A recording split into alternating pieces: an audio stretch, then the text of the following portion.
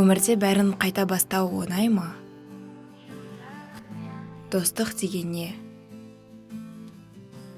Қиындықтан шығар жолды кім көрсетеді? Айналандағы адамдар саған көмектесуге міндетті ме? Әлде бәрін өзің қолға алуың керек пе? Кім білсін?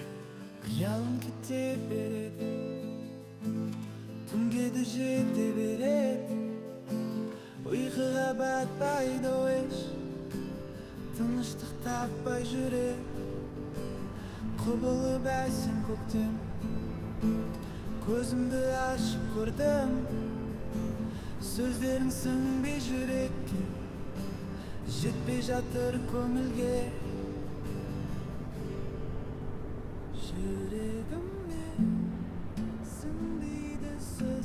Жақында ғана менде бәрі тамаша болды. Біздер үлкен, әдемі қалада тұрдық. Бүкіл достарым, сыныптастарым, би үйірмем, бүкіл менің өмірім. Әке-шешем жаңа пәтер сатып алды. Онымен ол үй ақыры салынып болмады. Әрине, атанам бұл туралы еске салғанды ұнатпайды. Пап, көшеде неге адам жоқ? Бүгін енді демалыс. Сол себептен анама басқа қаладан келіп түскен жаңа жұмысқа ұсынысты қабылдауына тура келді. Қыздар, велосипедтегі мысықты қараңдар.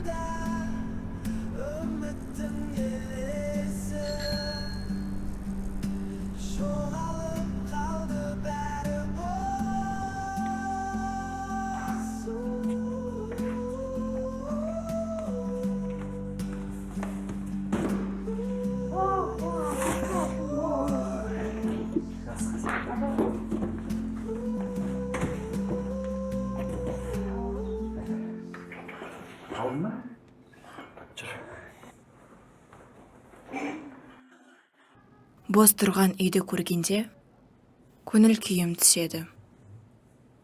Бұл үй өзіндікі болып кету үшін уақыт қажет. Пап! Оу! Пап, мұнда кел.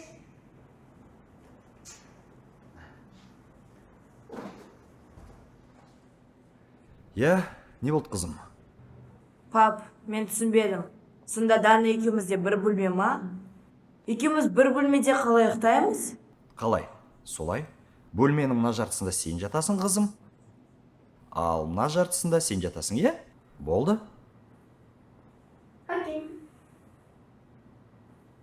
Дегеніме жету үшін осындай келбет танытамын. Бірақ әкем бұнымды біліп алған. Қыздар, спагетти қалай, дәмді ма? Кайф, пап. Сыр аз емес па? Сенде? Қала қалай айтпақшы, ұнады ма? Үй қалай? Жаман, пап. Не мынау? Мен үйге қайтқым келеді. Дана екеумізде бір бөлме. Маған норм. Мадина, біз мұнда жай келген жоқпыз. Үйренесің. Айтпақшы, спагетти қалай, дәмді ме?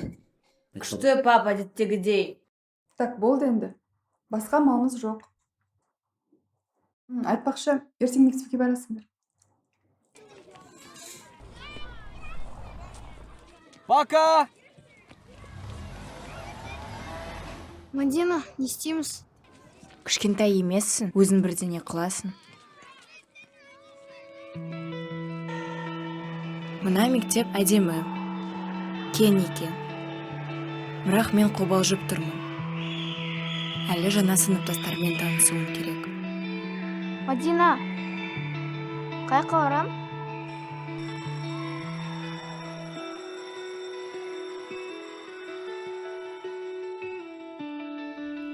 Ал, өзіңді таныстырып. Мадина. Мадина, өзің жайлы айтып, қандай қызығушылығың бар? Астанаданмын, билеймін. Міне, осылай. Керемет, Астанадан келген Мадинаны қарсы алайық. Әзірше Мадина ана жаққа отыра ғой, кейін барлығын орындарына алып отырғызам. Мен туралы тағы не білгілерің келеді? Жоқ, Жазиран сынып білімге құрметпен. Осы партияда не істеп тұрсың? Басқа отыратын жол болған жоқ па? Ештеңе етпес, үйренесің. Спелеология туралы бірден білесің бе? Табиғи үңгірлерді зерттеу ма?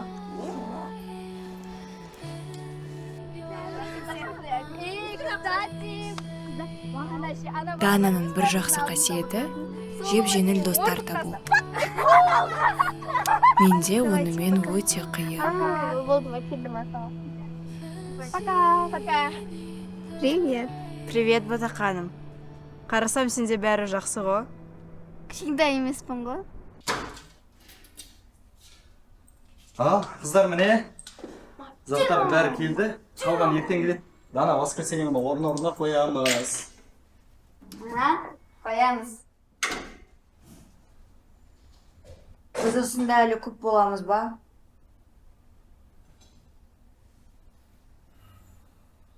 Мамаңда контракт. Білмеймін қаншаға созылады. Біз бұл жөнінде сөйлестік қой қызым. Мен ол кезде оны түсінбедім. Ақылың бар ғой. Түсінесің. Проект қалай? Проект жаман емес, жүріп жатыр. Және Үлгеріп жатсың ба? үлгеріп жатырық. Бұйырса. Ана үйде күштірек еді. Ол енді ана үй қызым. Пап, Әкем бұнымды біліп алған деп айттым ғой. Не, пап, не? Я, жаңа бір нәрсе ойлап табу керек. ужинға не жейміз? Ужинға кешкі асқа сорпа, сосын балық, соуспен қуырамыз. Сол кешкі асқа. Сен неге повар болмадың? Сенде талант қой. Талант емес, Мадина, маған олай жағымпазданба, өтпейді маған, ондай бар, мамаң айтарсың бар. Вообще маған осы жерде ұнамайды. Ұнайды қызым. Дана, мынау не? Папа айтты ғой, мынау мен жағым, мынау сен жағым. Сен кішкентайсың ғой, саған кішкентай орын жетеді.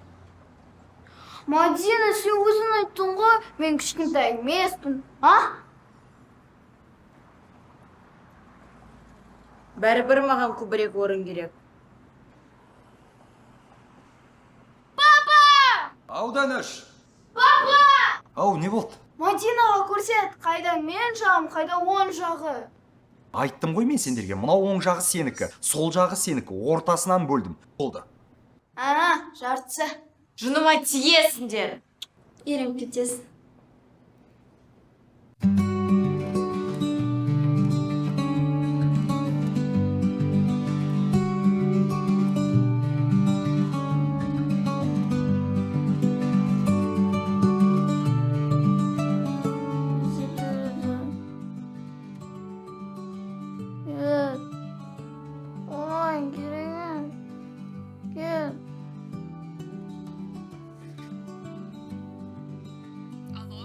Сәлем, Камила. Сәлем. Ұйықтап қалған жоқсыңдар ма? Ой, жоқ. Қыздармен қыдырып жүрміз әлі. Қазір. Қыздар, Мадина звондап жатыр. Жаңа қала қалай саған? Ұнап жатыр ма? Шынына келсек, ол жарысқа мен қатысуым керек. Жаман. А чё так? Біз бүгін бірінші турдан өттік. Бізде бәрі жақсы. Ертең бұйырса финал. Сенсіз қиын. Мен оған қанша дайындалып, маңдай терімді түктім. Бірақ мен мұндамын. Сендермен болғым келеді. Сендерді қатты сағындым. Біз де сені сағындық. Ладно, Мадина, біз кеттік. Ұйықтауымыз керек қазір. Демалу керек. Давай, пока. Өзінен сұра, нені армандайды. Дана! Алдамайды. Не мынау? Ұнамай ма? Маған бәрі. Дана, мектепке. Менде барлығы дайын. Басқаларға қарағанда. Так, 10 минуттан кейін шығамыз. Кешіксең өзің барасың. Күшті, Дана. Алдамайды.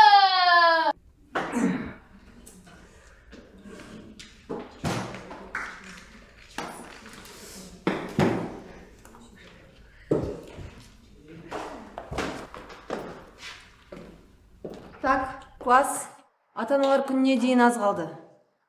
Әр бір сыныптан номер қажет. Сендер бір апта болды. Әлі дымды ойлап таппадыңдар ғой, а? Вы что меня подводите?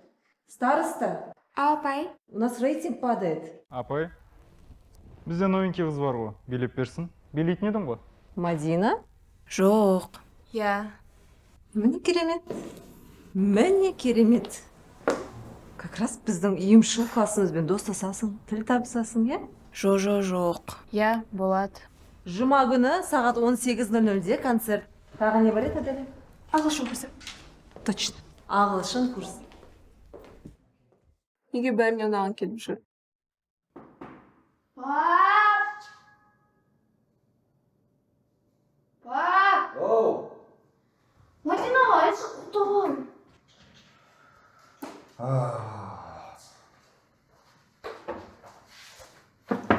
Мадина? Бір бөлме ужас. Мадина? Жарайды енді жүр, тамақ пісіреміз. Тастар.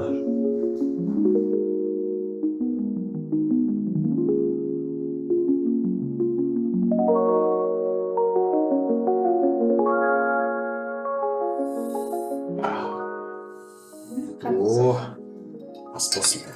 Рахмет. Мадина, қалайсың? Мен қалай? Барлығы жыныма тиеді. Дана екеумізде бір бөлме. Мен қалай дайындалам? Сен дайындалушы ма едің? Яда. Дана түнімен сөйлейді. Данадан бұрын жап. Мен сөйлемеймін. Сөйлейсің. Сөйлейсің ғой да сен. Конкурсқа бармадым. Класстастарым концертте билейсің дейді. Концерт қашан? Билейсің бе сен? Я, жұма күні. Мен жұмыстамын, білесің ғой. Мадина, сен үлкен қызсың ғой. Не мынау? Осында келгелі бері тек ашуланып жүрсің. Үйренісу керек шығар. Концерттен кейін барлығымыз бұл жерге барып келуімізге болады. Мороженое Робин Баскин. Ол мұнда жоқ сияқты. Ужас. Не, жұма күні болады ғой? Я. Мен барам. Рахмет, пап. Мен де барам. Сен қаласың ба? Я, сенсіз қалай. Қайырлы кеш, көрермендер! Дәстүрге айналған ата-аналар күніне орай ұйымдастырылған концертімізде көргенімізге қуаныштымыз. Бүгін алдарыңызда мектебіміздің талантты да дарынды оқушылары өз өнерлерін көрсетеді. Сонымен қарсы алыңыздар. Аманбай Аяру! Араларыңызда папасы патка болып балдар бар ма? Болса шапалақ ұрып қойыңыздаршы. Дәрігер ау, арқалап жүремін бе? Сорлайтындай соншама кім едім мен?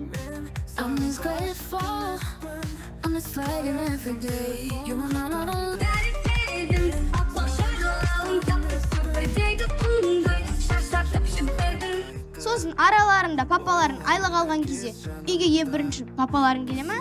Или оның айлығы келе ма? Жазық жайлау егін жай, көз жеткісіз көлемет.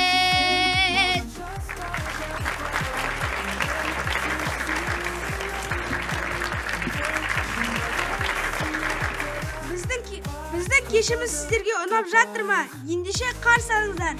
Мадина Ахметова, 10-шы Б класы.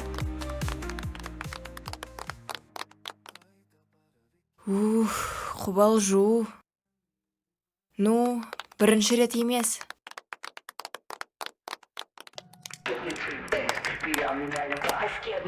Мадина! Мадина! Dance like a beast, moves like a beast, feel the beat, move your feet, can't be beat, not here for the drama, just good vibes in the groove, let it prove you're alive. I'm playing like a beast, feeling the heat, every move, every groove so sweet, moving like a beast, wild and free, time to shine, time to grind, just be.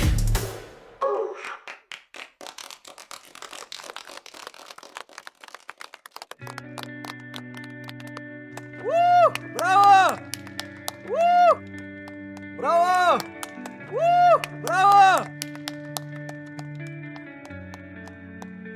Тауық Каримен бар мына жерде, Бестроганов бар мына жерде, мағарам мәссаған. Пап, ол саған ал емес қой. Мияқта миллион адам тұрады.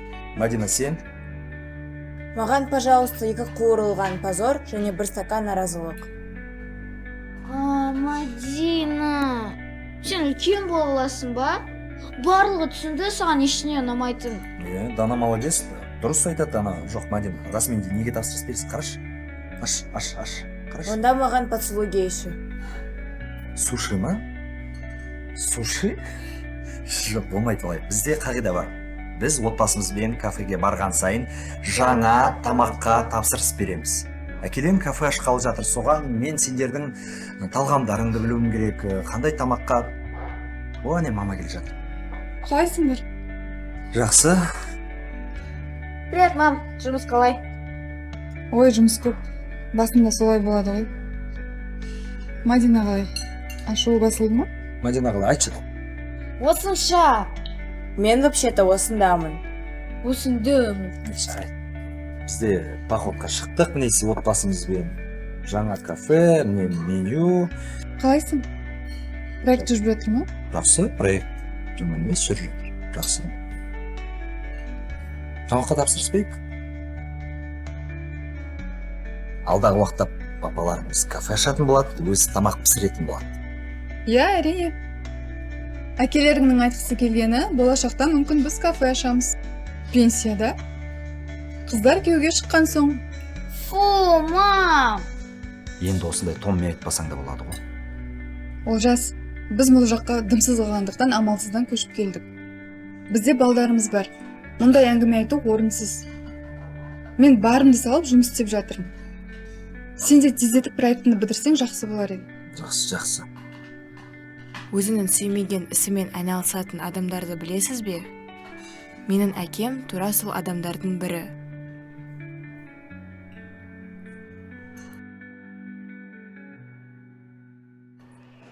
Кеше билегенді көрдім, жаман емес. Ол не? Сен жүрсің дейпей. Папам істеді. Күшті екен. Сен осы мектепте әлі көрсетіп білмейсің. Мектеп құпияларын. Жүр көрсетейін. Қандай құпиялар? Монотондылық. Ой, Диана. Диана бізде жүрген кітапхана. Осы жолы не дейсің? Медузаның миы жоқ екен білесіңдер ма? Диана, осындайны қашан қоясың? Жарайды, өзім көрсетейін. Жақсы. Мадина, басқа бір сияқты болма. Диана, жарайды қоя сал. 3 этаж бар. Спортзал, коридор, құпия шкафчиктер, концерт залы және ең мықты 9 Б класы. Осындай күшті мектебіміз. Сол, бұл біздің мектебіміз. Қалай саған? Жаман емес. Мадина, мен саған бірдеме көрсеткім келіп тұр. Нені? Көресің өзің? Осы мектептен күштірек па? Осы мектеп артта қалады. Келесің ғой? Көрерміз. Жақсы, күтем сені.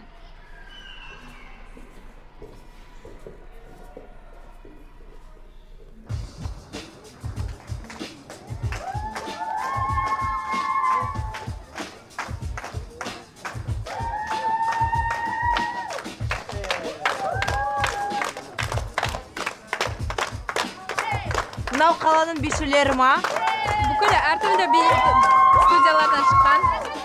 Мұнда жиналып бірге билейді. Вау, күшті екен. Я.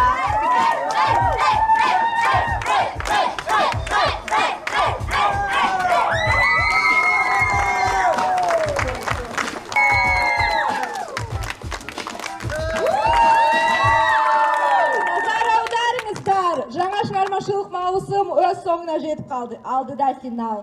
Осы маусымды біздің таланттарымыздың өнерлерімен аяқтайық.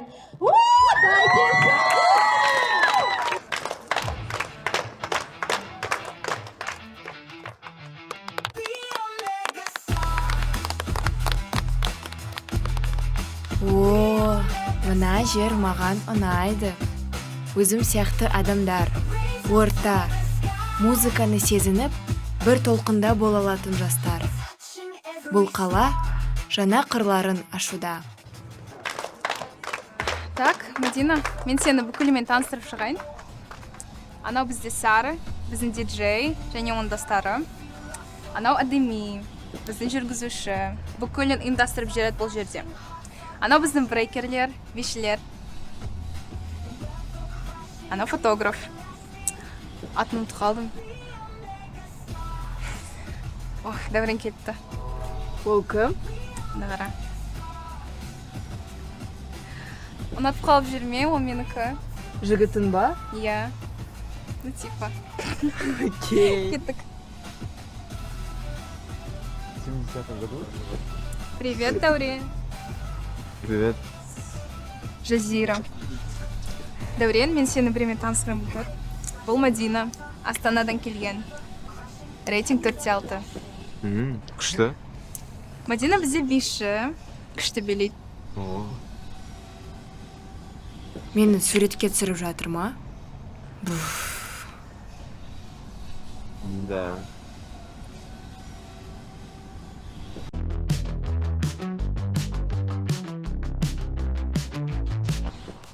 Мадина, сен қай қаладан келдің? Астанадан. Астанадан. Өмірімде бір рет болып көрген жоқпын. Әдемі ма? Иә. Неге қатысасың ба? Иә. Астанада Мегастарсқа қатыстым.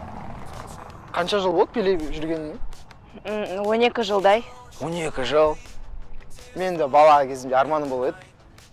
Бірақ икемім жоқ, сондықтан диджей болуды таңдадым. Осы жерде біздің финальный би болады, осы жақта финальный концерт. Дәурен мұнда не істеп отыр?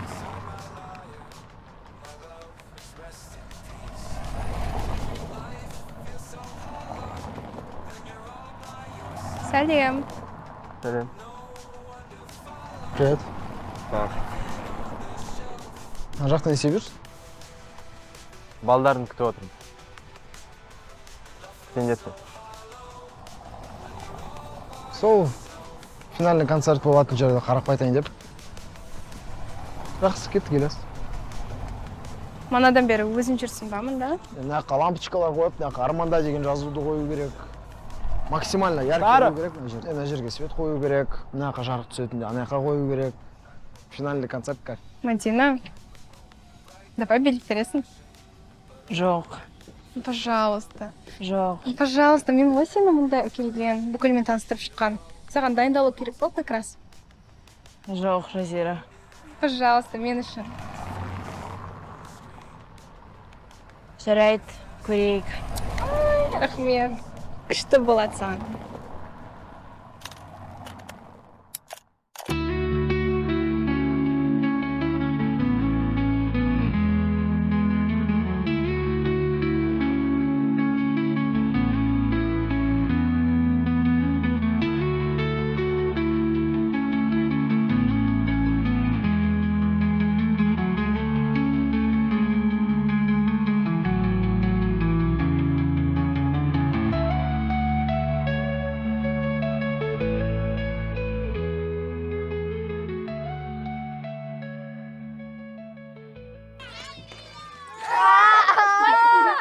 Сен неге бұл сабақта болмадың? Дана. Полиция отындар ма? Дана.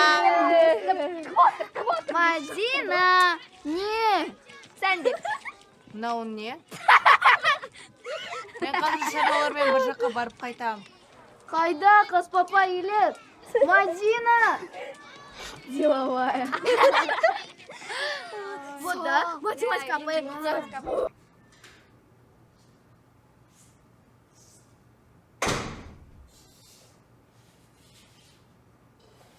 Мадина, қайда жүрсің? Телефон көтермейсің.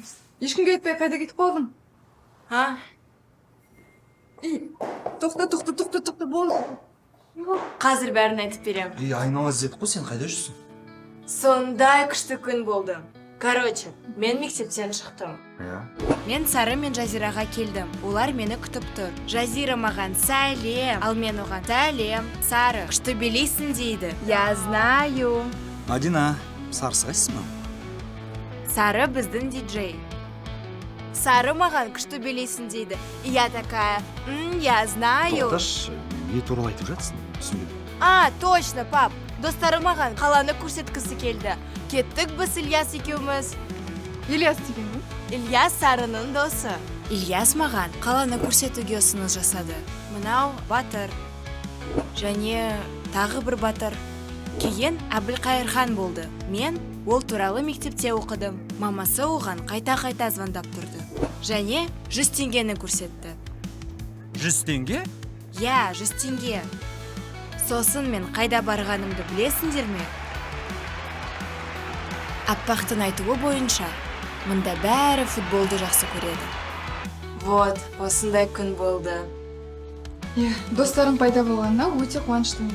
Бірақ келесіде телефоның қосулы болсын. Түсінікті ма? Түсінікті, мам.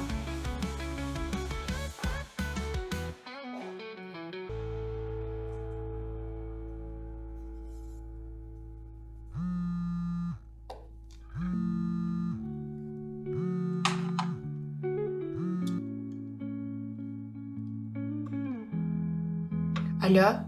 Мадина, сәлем. Қалайсың, жақсысың ба? Саламатсыз ба? Жақсы. Конкурс қалай? Конкурс керемет. Қыздар әдеттегідей гран-при алды. Күшті. Сенде бәрі жақсы екеніне сенемін. Мен саған неге звондап тұрғанымды айтайын. Білесің ғой, сенің қалаңда біздің филиал бар. Мен директормен сөйлестім. Ертең ол сені күтеді, барып кел. Олар сені қуана алатынына сенімдімін. Мен хореографтарына да хабарласып қояйын. Ертең сенің келетініңді айтайын. жақсы. Сен енді біздің талантты шәкіртімізсің. Конкурстарда көріскенше аман сау бол, көкем. Түсіндім. Жарайды, Мадина. Сау бол, я. Жақсы.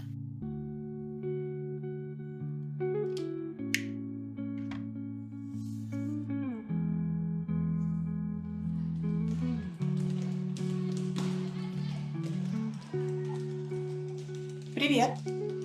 Саламатсыз ба? Пойдем со мной.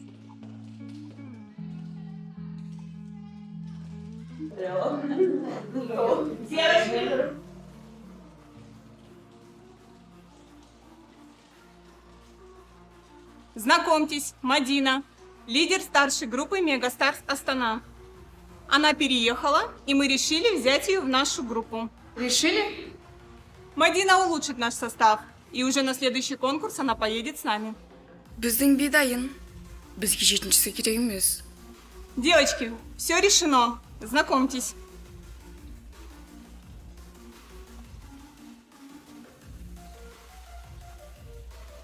Сәлем. Сәлем.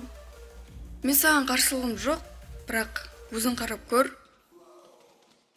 Мен дайын биді қалай өзгерсем? Барлығын түсінемін. Бірақ бізге сен үшін бәрін өзгерту керек. Ол дұрыс па?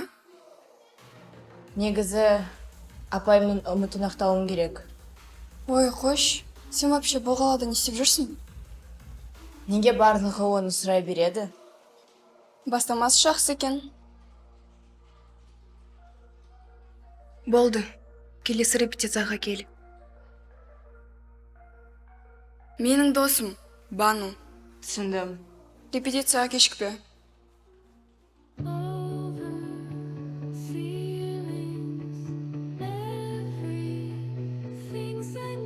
Тура мен сияқты. Мен де жаңа қыздарды қабылдағанмын. Бәрі сыртынан осылай көрінеді екен ғой. Енді мен сол қыздардың орындамын. Өмір бумеранг.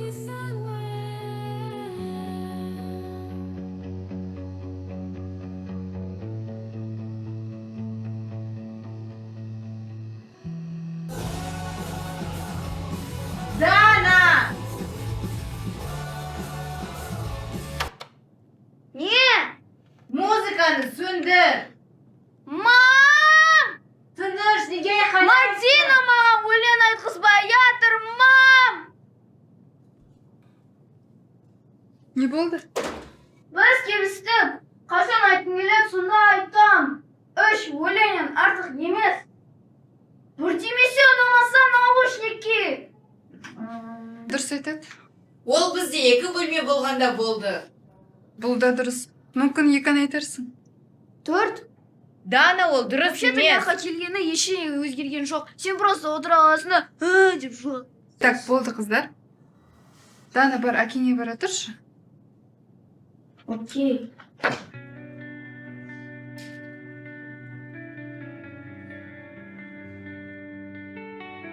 Мадин, бұл эгоизм. Жоқ, сенің жынына тиетін адаммен бір бөлмеде тұру эгоизм емес. Не жетпейді саған? Үйге қайтқым келеді, өз қыздарыма қайтқым келеді. Саған барлығын басынан бастау керектігі ұнамай жатыр ма? Білесің ғой, қазір төртеумізге де қиын. Бұл жағдайда бәріміз бірге болсақ, жақсы болар еді. Білемін? Жарайды. Жақсы.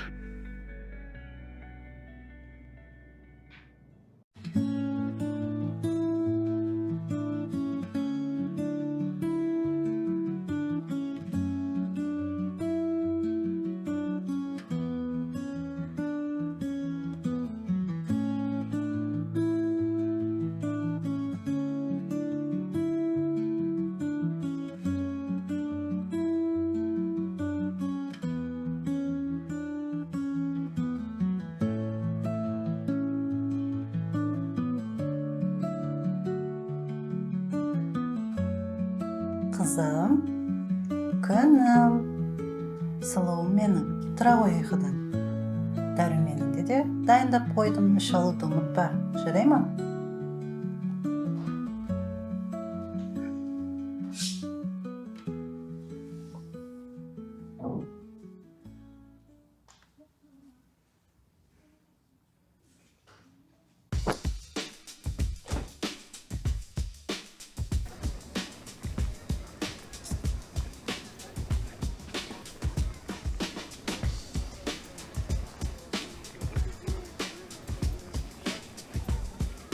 Привет. Привет. Звондасам алмайсың, жазсам жауап бермейсің, не болды? Телефоным сөмкемде қалып қойған. Естімедім. Жақсы онда. Сараға барып келейік.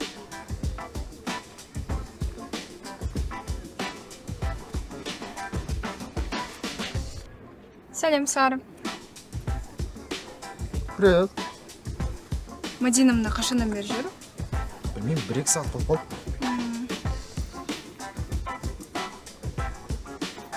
Мен оны білесің ба, мұна әкеліп, жұртпен таныстырып жүрсем, осы қыздың мені бос орындай көріп жүрген қараш. Бұл сенде қате болды.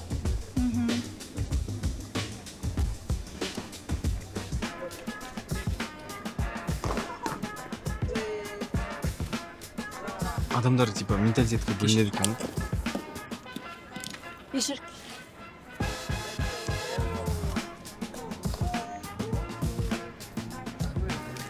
Негізі осында күшті екен. Иә. Шында да. Айтпақшы, маған сен берген қатты ұнайды. Рахмет. Бүгін боссын ба? Я үйдемін. Онда бір жаққа шығып қойдайық. Жазираны бірге алсақ болады. Ашытпайды екенсіз? Жазира екеуің. Енді досым ғой. Иә, дұрыс қой. Онда шақырып қойдайын мен.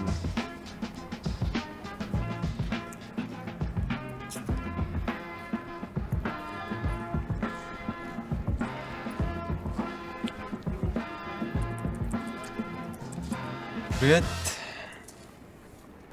Жазира, да? Че, қалайсың, Сара? Нормально? Не істеватсыңдар? Да вот, көріп тұрғандай, настраиваю. Дұрыс. Бір нәрсе сұрайын деп пе едің? Қой, жоқ. Просто келедім ғой. Ой, жақсы кеттім мен онда. Давай. Пока, Дәурен. Жазира? Дәурен саған қай жері ұнады?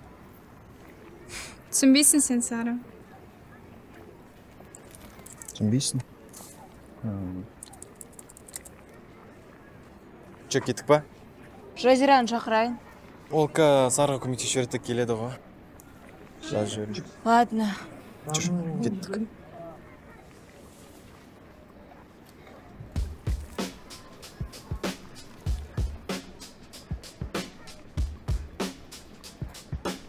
Сара, Ау. Мадина қайда? Мана Дәуренмен бір торға барып қан. Не? Дәурен мен? Маған неге айтпайсың, Сара? Сен маған досың ба, дос емессің ба? Кімсің? Дос емеспін. Қазір жақсы. Жайлап үйреніп бара жатыр.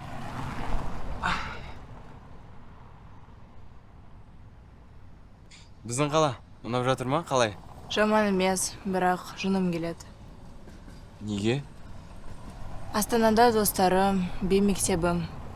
Негізі осы жаққа ата-анамның жұмысы бойынша көшіп келдік. Бізде де мектептер жеткілікті ғой. Я, қалада дамыған екен. Иә. Жазира қайда екен?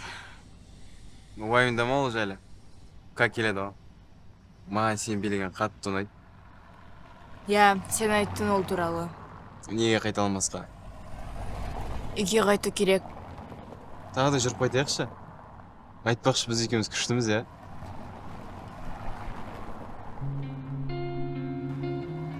Оу. Ол мені сүйгісі келіп тұр ма?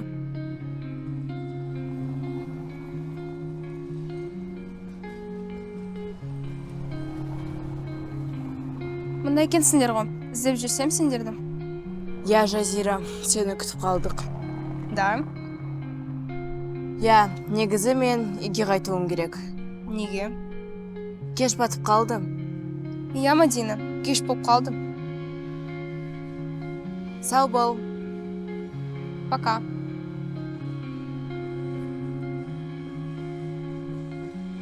Дәурен, қалайсың? Нормально.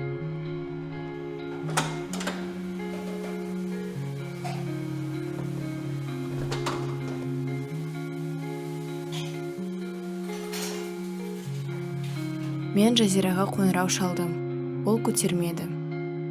Олсыз бір рет достарының арасынан барсам, не болады? Дәурен екеуміздің арамызда ештеңе болмады. Ол әрине красавчик, бірақ маған ұнамайды. Жазира маған ренжіп қалмаса екен. Мүмкін маған солай көрінген болар.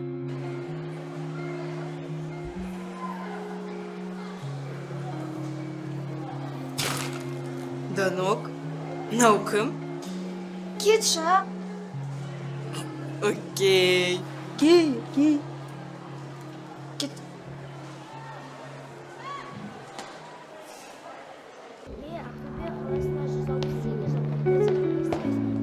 Білесіз бе, кейде өзіңді сондай бақытты сезінетін мезеттер болады. Бақыт сезімі тұла бойында алып, сенде бәрі жақсы, бәрі керемет болады дегендей. Я, бұл дәл мен туралы.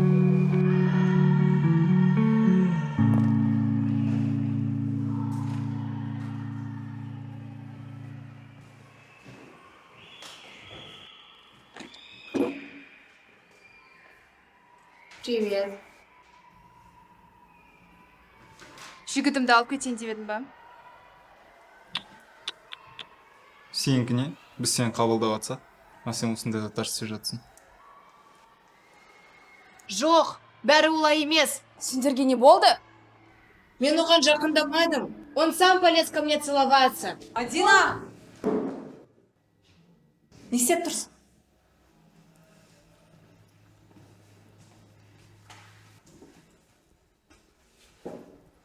Мұнда не келдің?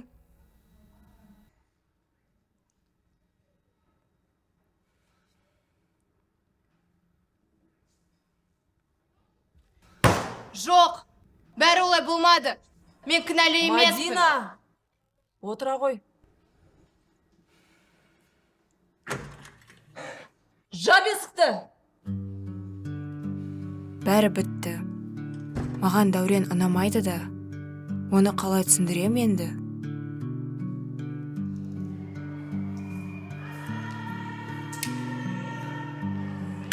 Сен вообще сабақ оқисың ба? Шаруам болмасын. Папа мені күтпесін, өзім қайтам.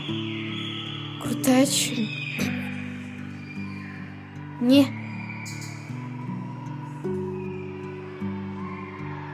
Дана мынау саған. Не мынау? Бала жанып тұр.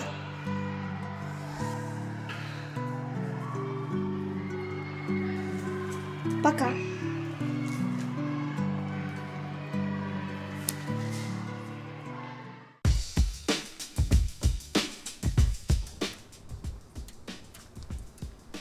Сәлем ұлдар. Сәлем. Сары, Дәурен бүгін келеді ма? Келетін шығар. Жазирамен сөйлескен шығарсың, я? Я сөйлестім. Сары, сен білесің ғой. Мадина, Дәуреннің қандай екенін өзі түсінген шығарсың. Жазира оны түсінбей жүр. Мадина, біздің шаруамыз емес, бірақ біз білеміз Дәурен қандай екенін. Тем более, Сары Жазираны ұнатады. Сары, ренжімеш.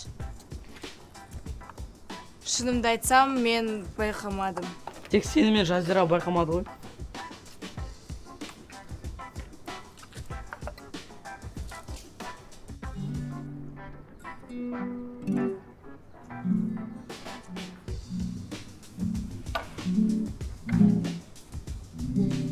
Сәлем. Кешір, алдында менің кесірімнен фотоаппаратымды сындырып алдым. Ештеңе етпес. Сен маған Дәурен туралы айта аласың ба? Кере жоқ деп ойлаймын. Менде келесі аптада мен фотовыставка болады. Келсең жақсы болады еді. Дәурен келді.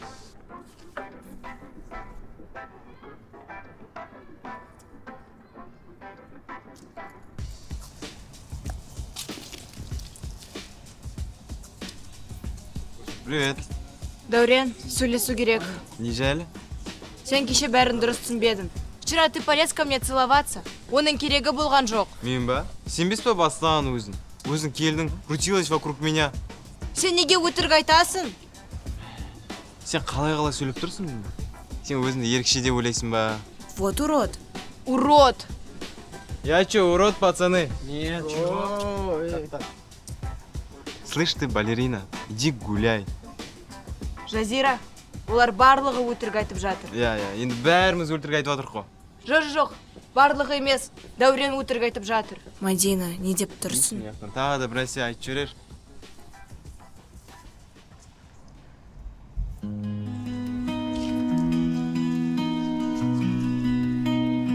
Сені ешқашан ұмытпаймын. Қай жақта болсаң да іздеп табам. Таңғы аяз кешкі жылы жаңбыр.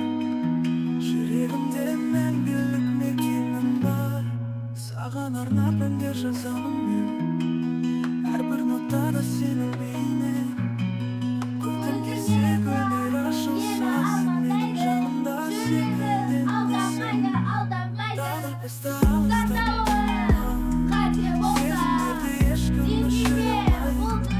Қандай болса да саған деген махаббат мәңгі сені ешқашан ұмытпаймын. Жүрегімде мәңгілік орын алған. Қайда кетсең де сағынамын. Саған қарай самғап ұшамын. Күздің сыбыры мені сені еске салады. Қайта арманымды жаңғыртады. Саған деген сезім қалмайды көзде. Әр мезгілде жаңғырып тұрады. Тағы бізді алыстап сезімдерді ешкім өшіре алмайды. Қандай болса да алыс мекен. Саған деген махаббат мәңгі сені ешқашан ұмытпаймын. Жүрегімде мәңгілік орын алған. Қайда кетсең де сағынамын. Саған қарай самғап ұшамын.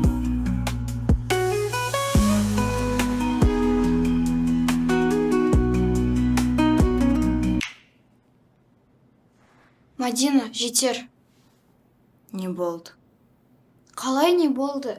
Жүресің білмем қалай. Саған бәрібір емес пе?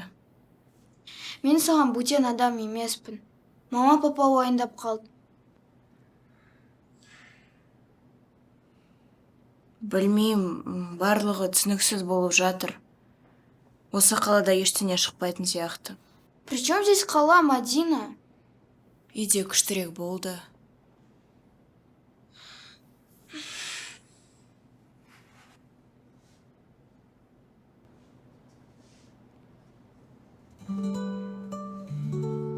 Мадина, үй ол біз. Ешкім айтқан жоқ ештеңе олай шықпайтын. Саған бірдемесе ұнамаса, біз саған көмектесеміз. Сен нешедесің өзі? Жасқа қарамайды.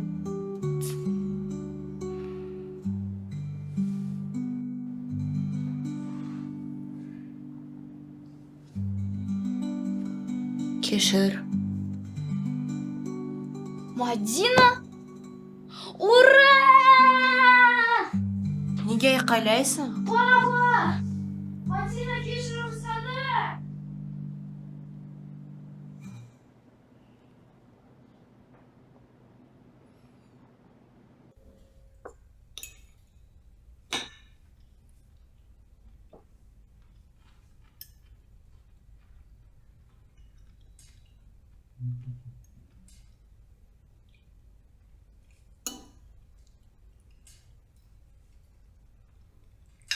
Мадина, мынау не? Қайда? Мында. Ертелі ме, кеш пе, жанұяң ең маңызды адамдар екенін түсінесің.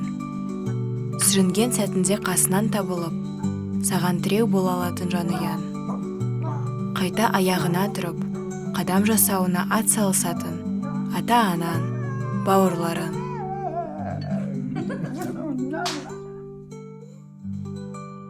Олжас. Мен балдарды уайымдап жүрмін. Негізі мен барлығы басқаша болады деп ойлаған. Енді бізде басқа таңдау болған жоқ. Таңдау әрқашанда бар. Осылай айдалада қалады деп ойладың ба? Бәрі бекер болды қаншама. Жарайды енді. Өзіңді кінәлай берме. Барлығын бірге шештік қой, негізі. Жарайды, кешірші, бұл жөнінде мен мүлдем айтқым келмейді.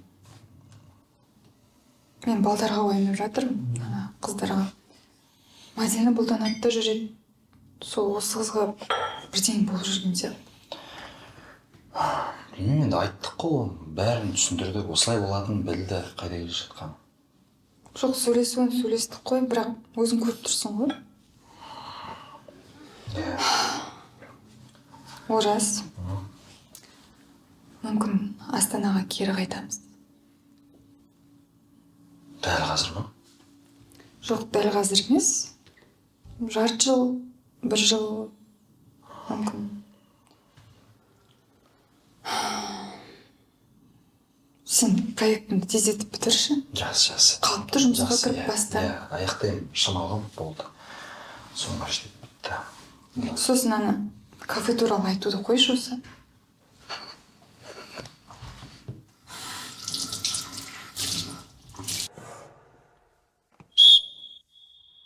Так, осы айда қалалық чемпионаттан жарыс өтеді.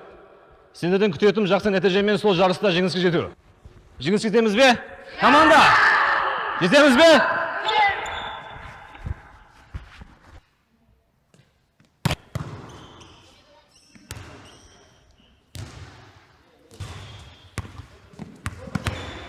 Милана, Ау, мұнда кел.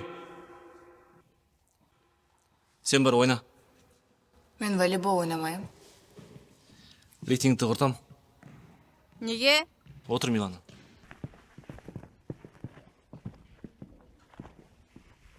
Давай бәріміз ортаға шығамыз, ойынға дайыр.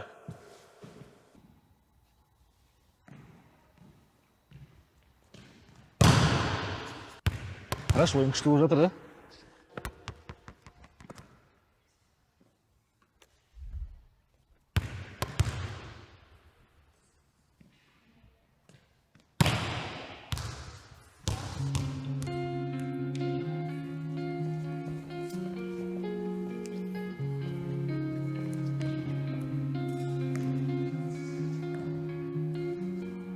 Сол күні Диана Аделяға не айтқанын білмеймін. Ол маған айтпады.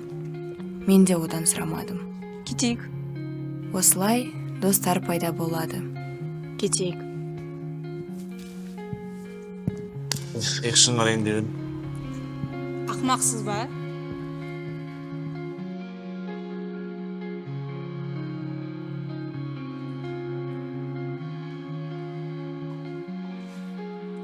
Репетиция болып жатыр. Сен неге залға бармайсың? Я, қазір барамын. Мен оған бәрін жайып салдым. Дәурен, Жазира туралы. Және Дәуреннің біздің балерина деп айтқанын. Балерина? Ол менің әңгімемді жүрегіне өте жақын қабылдады. Қыздар, бізді біреу балерина деп айтқан. Маған айтты. Ал бізді ренжітуге болмайды. Так, енді план. Біз конкурсқа дайындаған биді, енді сол бимен шығамыз. Қашан? Суббота. Суббота. Енді сен бізбен біргесің. Қыздар, за работу.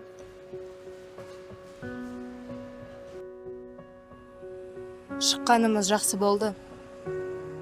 Француз ғалымдар не деген естідің бе? Акулалардың да дос бола алатын. Намек емес па? Кешір мені. Сенің кластағы ең адал адам болып шықтың. Қателеспейтін адам жоқ. Я, рахмет саған. Біздің классымыз маған ұнамайды. Олар тек доспыз деп түр келтіреді. Айтпақшы, Аделяға не деп айттың? Ол туралы ойлама. Жарайды.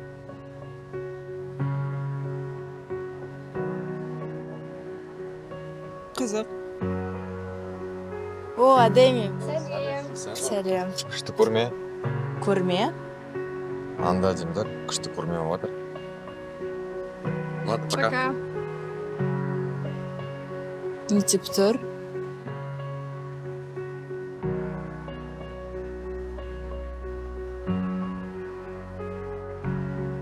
Кейде біз қасымыздағы адамдарды байқамаймыз.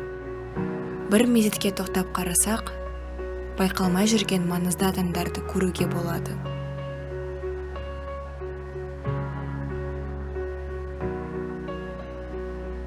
Жасампаздықсыз, шынайы көзқарастар жанымызда. Әрине, көре алсақ.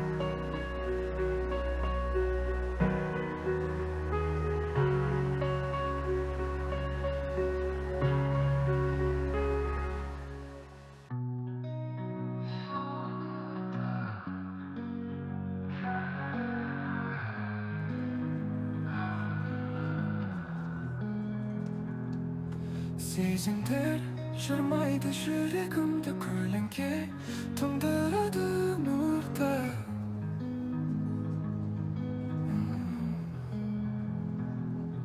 Маған ұнамайды бұл сезімді жүрегімде жанталас жырда.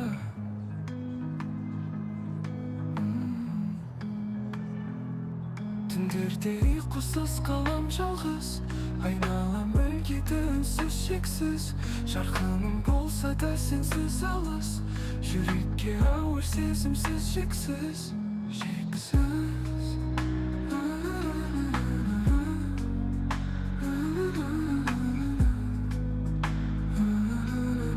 Сондай адамды байқай алғаным үшін мен бақыттымын.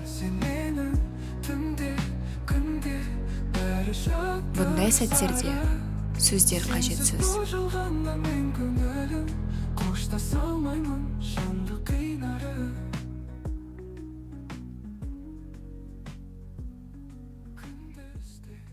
Қыздар, Мадина. Қыздар, сөйлесу керек.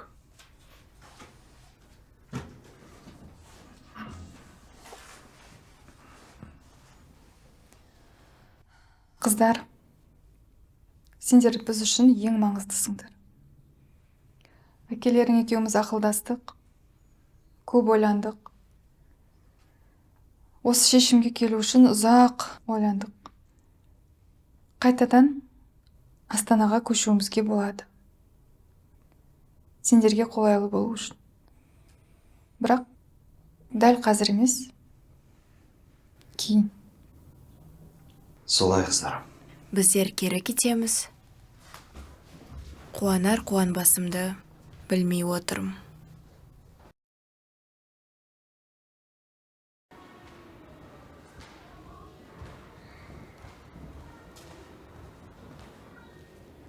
Дайынсың ба?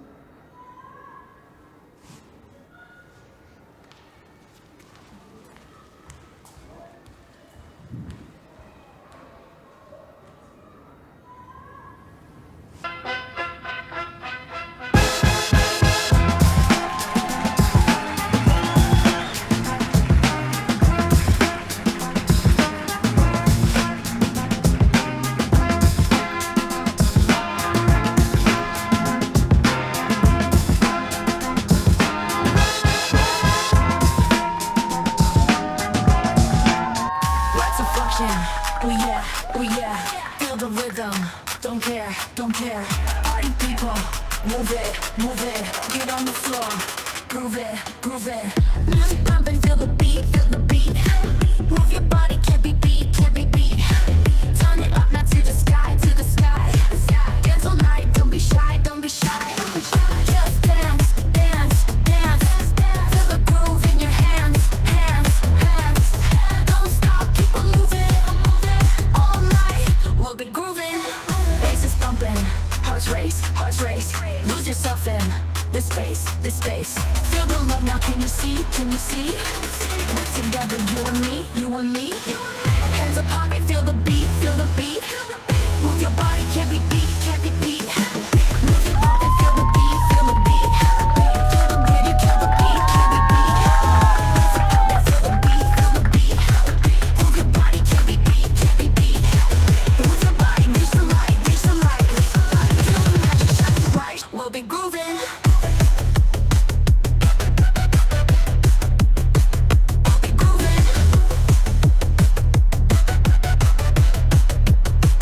We'll be grooving.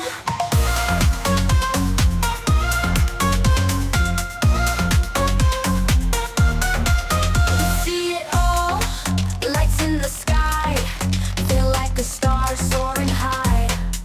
Feels like mega stars, lights in our veins, echo in our hearts, never the same. Feels like mega stars, big mega star in the night, shining so bright in the light. Feel the beat, feel the fire, taking us up, taking us higher. Like a mega star, shine so bright, they know who you are. Like a star, like a mega star, reach so high, you're never too far. Hands in the air, let's go wild. Dance, so free, like a wild child. Go, look back, don't look down. Hold your crown where you crown. Like a star, like a mega star, shine so bright, they know who you are. Like a star, like a mega star. Сара, біз білегіміз келеді. Жоқ, бізде программа. Сары қоссаншы.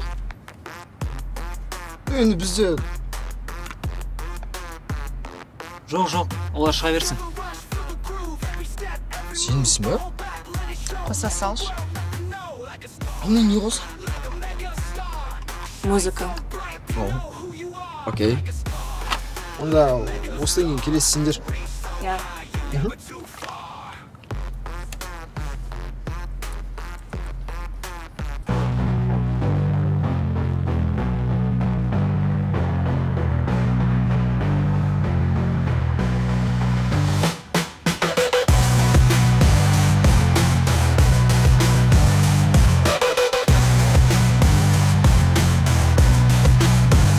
Come on, JT, let's move. Feel the groove in every step. Rhythm slow like a river. We don't stop, we deliver. It's thumping in our veins, dancing through the city's lanes. Lights are bright, the night is young. Hearts are light, and we've begun.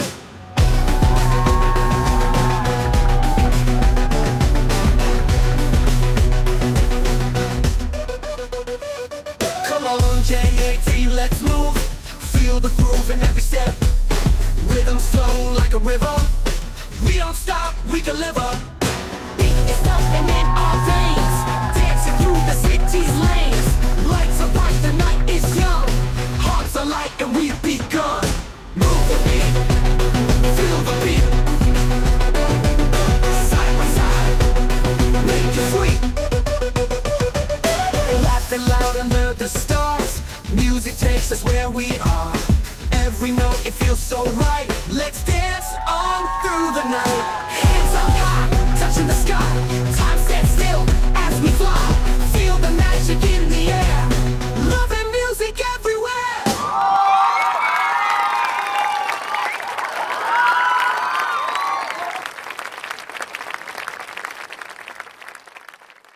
Томирис бұл Дианам. Диана бұл Томирис. Диана, саған бе қалай? Күшті маған. Эй, слышь, күшті билейді екенсің сен. Слышь, сен ба бізді балерина деп айтқан? Жоқ, мен айтқан жоқ.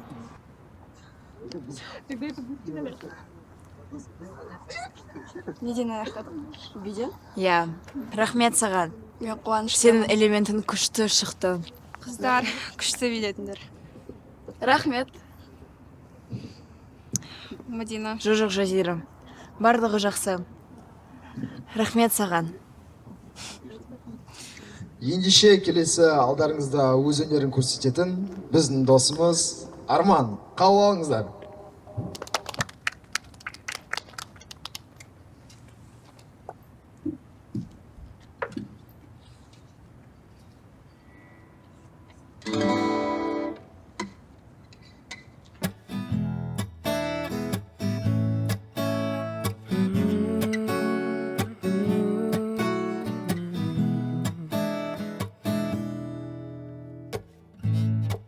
Ғашықпын күлкіңе дауысыңа, асықтым тезірек қауышуға. Жүрегім қолыма бағынбайды, тас жүрек махаббатпен алысуда. Достығым махаббатқа ауысуда. Сезімім шыдамымды дауысуда. Жанымда жараламай жымисаңшы. Біреулерге менің хикаям әншейін оқиға болып көрінуі мүмкін. Әр адам өз өмірімен салыстыра келе, қорытынды жасауы да мүмкін.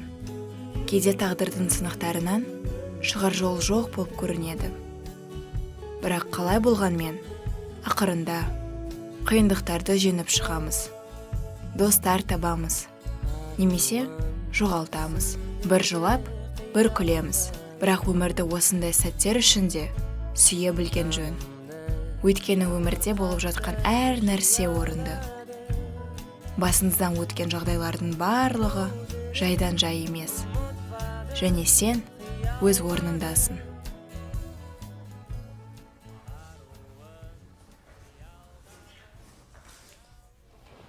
Пап, мам, Дана, осы қалада қалсақ қалай қарайсың? Супер. Біз осында қалғымыз келеді. Бізге осы қала ұнайды.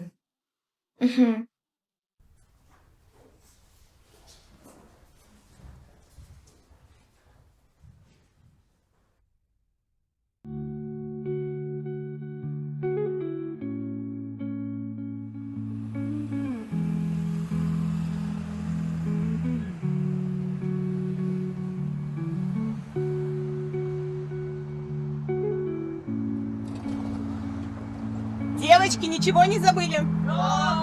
Мадин, а ты чего не садишься? Я, қазір. Ну давай быстрее.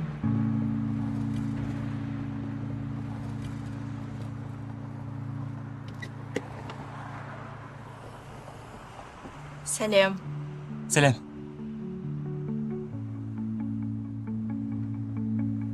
Келгеніне рахмет. Ага. Ой, ну вы что, едем всего на 2 дня? Мен кетейін онда.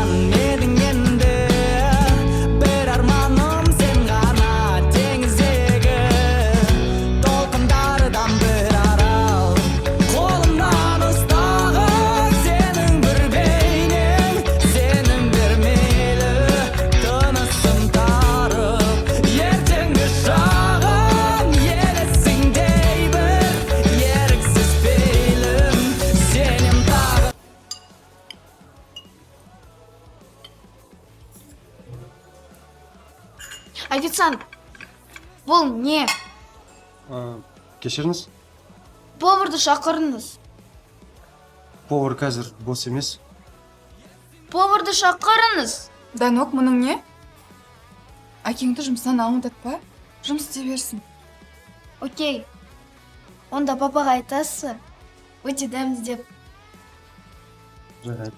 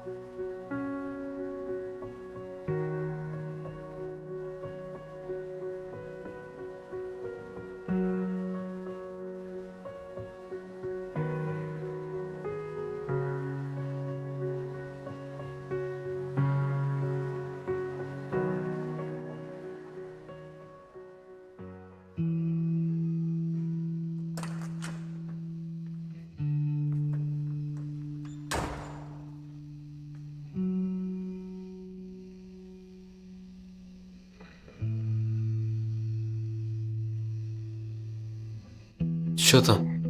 Новенькая. Мұнда не үшін келдің? Физрукқа ақмақ дедім. Ал рейтинг ше? Қаншаға түсті? 1.9. Мынау біздікі екен ғой. Отыра ғой.